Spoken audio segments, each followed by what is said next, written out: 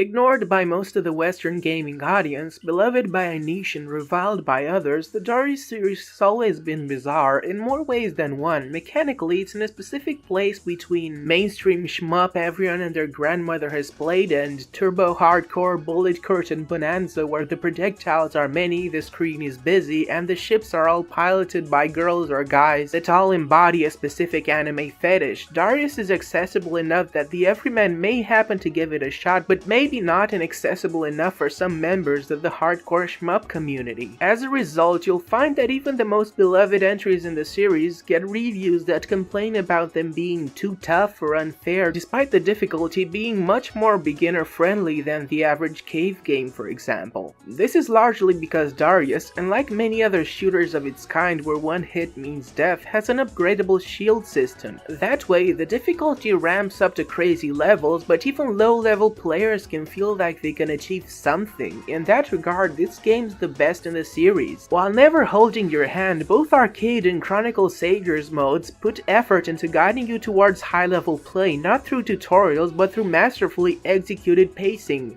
The first few CS missions pretty much anyone could beat, but which will just keep ramping up more and more until you're fighting screen-filling monstrosities with barely any health. This format, however, is a double-edged sword. On one hand, CS mode's length creates a perfect learning curve. On the other hand, it sometimes loses the adventurous, over-the-top feeling of playing Darius Gaiden or g-darius. Level assets and base designs for the bosses are often blatantly recycled. The levels can feel like they were created extremely well, but still with a level creator, and you'll find yourself playing increasingly difficult versions of what is basically the same stage many times. Even including the recycling, however, DBCS has far more content and more solid, player-friendly mechanics than many of its rival shmup. I'm looking at you, Ikaruga Stage 2, and I don't feel that the price is hugely unwarranted.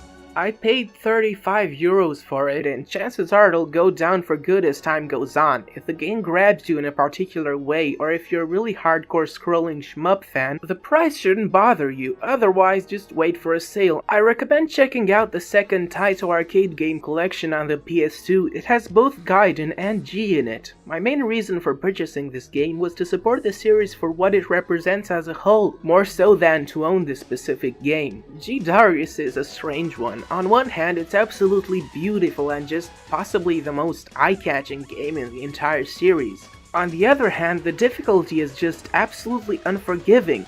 There is little to no learning curve, it just throws you straight into the action and kicks your ass. Gaiden is a far better place to start and just generally my favorite entry in the series. It has the adventurous feeling I mentioned earlier while also being far easier to just learn the mechanics and figure out how to play. The bosses have far more specific, memorable patterns than the ones found in more cave-inspired games where the bosses can kind of just mesh together. I don't remember specific bullet patterns in Crimson Clover that well, but the attacks of the stair or fossil types in Darius will always stay with me. Not to mention, the very idea of basing a shoot-em-up game's aesthetics around marine life is just absolutely brilliant. The undersea world in itself is inherently filled with brilliant designs, and the mechanization process they went through in the hands of the visual designers is top-notch. I'd say the Darius series is comparable to something like Monster Hunter in just how great the designs of the foes are and how much personality they all have.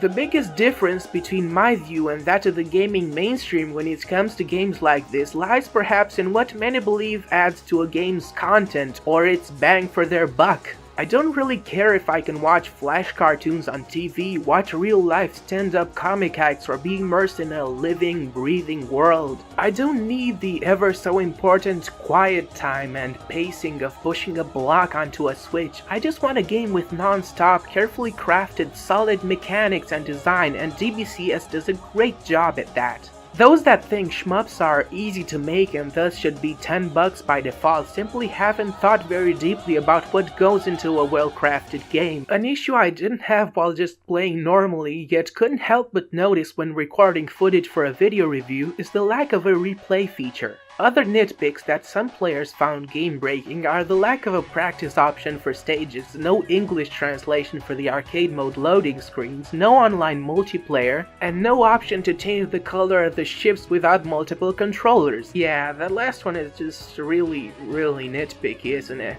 Another extremely minor nitpick is that the Dragon Ball Z style beam war animations of the G style ships, while still pretty freaking badass, is not quite as cool looking as the original variant from g-darius. You get many ships from all throughout the history of this series that allow for various playstyles, either a little different or radically different depending on the type of burst shot or bomb attack, or whether you even have a burst shot or bomb attack at all. The ships from the first two games are the hardest to use because you only have a basic fire and missiles. A slightly annoying element is that the controls for the placement of their burst turret can be inverted depending on the ship you're using, which makes for an extra element that you have to pay attention towards even though it wasn't really needed. The art direction beyond the boss designs is possibly my biggest issue with this game. The levels, while still full of enemies flying around in beautifully planned out routes like mechanical shoals, look pretty bland compared to the sheer beauty of G and Gaiden's settings. The bosses make up for this though, being well designed by famous anime mecha designers with the foresight of a stylishly blocky aesthetic not held back by hardware limitations. Remember that Dariusburst started as a PSP game, then became an arcade game, and finally the huge PC game it is now. Adding to the purposefully polygonal aesthetic is a clever honeycomb motif, present pretty much everywhere, the shape of individual enemies, the boss's scales, and even the loading screen. Graphically, it's worth pointing out the 2-monitor and widescreen setups that this game allows, along with the visual downgrade of arcade mode that you'll experience otherwise. It's a port of the Dariusburst that you'll experience in arcades, thus you'll get a minimized, inferior version if you're playing on just one non-widescreen monitor, the same issue you have when playing the original game on an emulator. Nonetheless, I didn't find this to be game-breaking at all, and I'd still find arcade mode very engaging. A common issue people have with this series is its music.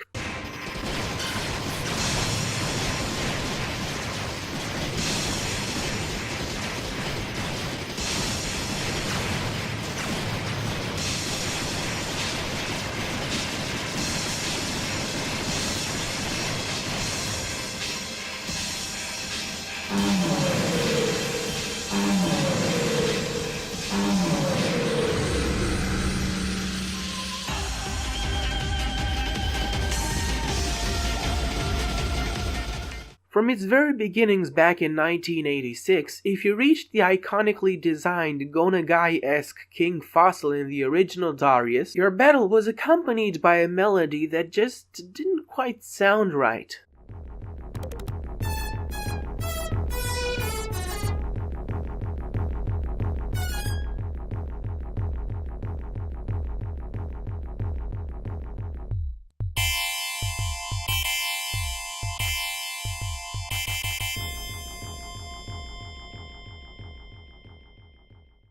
For nearly 3 decades, this tradition has been kept, this game being very heavily marketed using the level theme at the beginning of its Chronicle Saviours mode. It must be decided that we are united and won't be divided. Freedom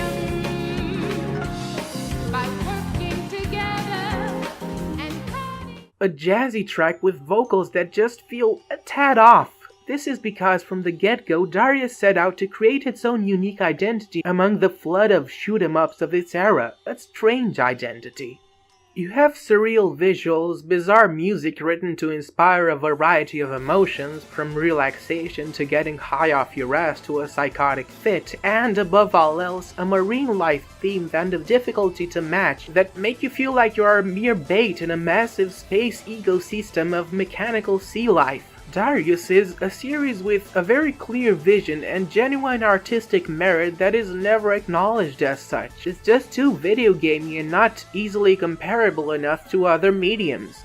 Just as Darius Gaiden back in '94 had its soundtrack panned by game magazines at the time, so does Chronicle Saviours' most popular English upload on YouTube have a comment section flooded with What the fuck is this garbage music? Oh my god, what am I listening to? The gaming community doesn't seem very accepting of purposeful music that gets across emotions that go beyond what is typical, but the bizarre nature of Zuntata's music for Darius is obviously not a result of incompetent songwriting at all. The falsettos have their carefully controlled purpose. It's not Trout Mask replica level, but it still helps contribute hugely to the series' sense of identity.